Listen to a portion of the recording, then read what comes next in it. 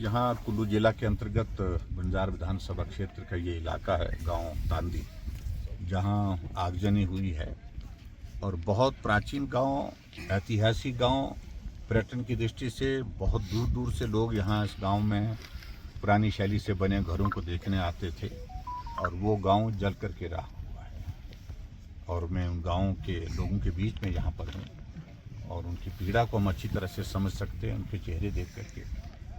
और मैं अपनी संवेदना व्यक्त करता हूँ। और मैं निश्चित रूप से यही कहूँगा कि ये जो क्षति हुई है, ये बहुत बड़ी क्षति हुई है, बहुत बड़ा नुकसान हुआ है। और लगभग यहाँ पर जो मकान जो बिल्कुल पूर्ण रूप से जो क्षतिग्रस्त हुए हैं, जो नष्ट हुए हैं, जो जलकर राख हुए हैं, और उनकी संख्या लगभग 20 है। लेकिन गांव वालों ने हिम्मत की, हौसला किया और उस हौसले की वजह से आदमी की ज़िंदगी बचाने में सफल हुए। आदमी की ज़िंदगी के साथ पशुधन भी बचाने में सफल हुए। और गांव वालों का बहुत बड़ा योगदान उस काम के लिए भी रहा जो आग को बुझाने की उस वक्त बात थी। और मैं आज इस गांव में आया हूं, हमारे साथ हमारे विधायक लोग भी साथ में आए हैं। नाचन से हमारे विनोद जी हैं और लुकेंद्र जी आनी से हैं, शौर्य जी तो यहाँ स्थानीय विधायक हैं।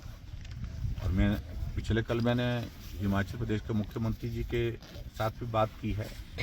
और मैं विशेष तौर से उनसे आग्रह करूंगा कि जिस तरह का नुकसान हुआ है, सर्दी के मौसम में जो घर जल करके राख हो गए, वो अपने परिवार को कहाँ ले जाएं सर्दी के मौसम में, ये बहुत बड़ी एक दुविधा है, बहुत बड़ी चिंता का विषय है। तुरंत राहत प्रदान करने के लिए जो सरकार ने जो अभी तक जो प्रयत्न किए हैं वो एक जगह है। लेकिन मेरा उसमें आग्रह है खासतौर से मुख्यमंत्री जी से कि जिस तरह से बरसात के त्रासदी में 2023 में पूर्ण मकान अगर क्षतिग्रस्त हुआ, उसके लिए 7 लाख रुपए देने की बात आपने कही थी। और यहाँ पर भी जो मकान पूर्ण रूप से क्षतिग्रस्त हुए हैं, उसके लिए उन लोगों के लिए 7 लाख रुपए दिया जाए।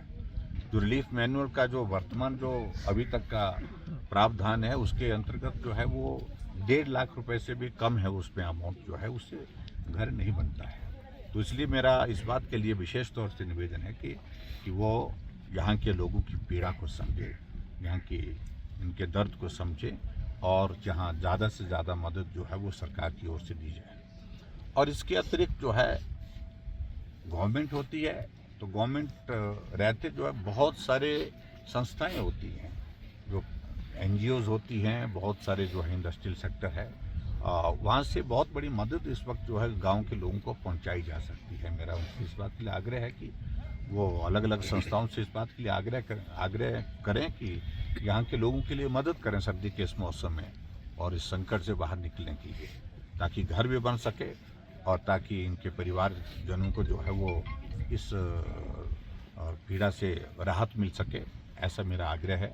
और आज हम यहाँ आकर के जो सिर्फ इतने ही है कि मैं व्यक्तिगत रूप से जो जितना चलते चलते मैं कुछ कर सकता था, कुछ कंबल और उसके अतिरिक्त कुछ यूटेंसिल जो बर्तन हैं, तो वो हम यहाँ छोड़ रहे हैं, यहाँ जो कमेटी है।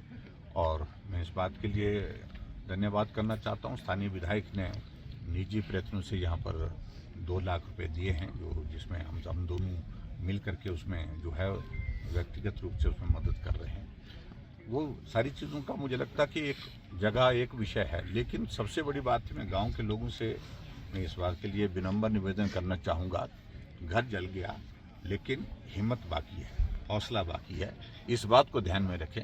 और मैंने इससे पहले भी घटनाएं ऐसी देखी हैं जहां लोगों ने हिम्मत के साथ खड़े होकर के सामना किया और जो घर जल गए थे, गांव जल गए थे, वो हमने अपनी आंखों के सामने जो है पूरा बसते हुए देखा है।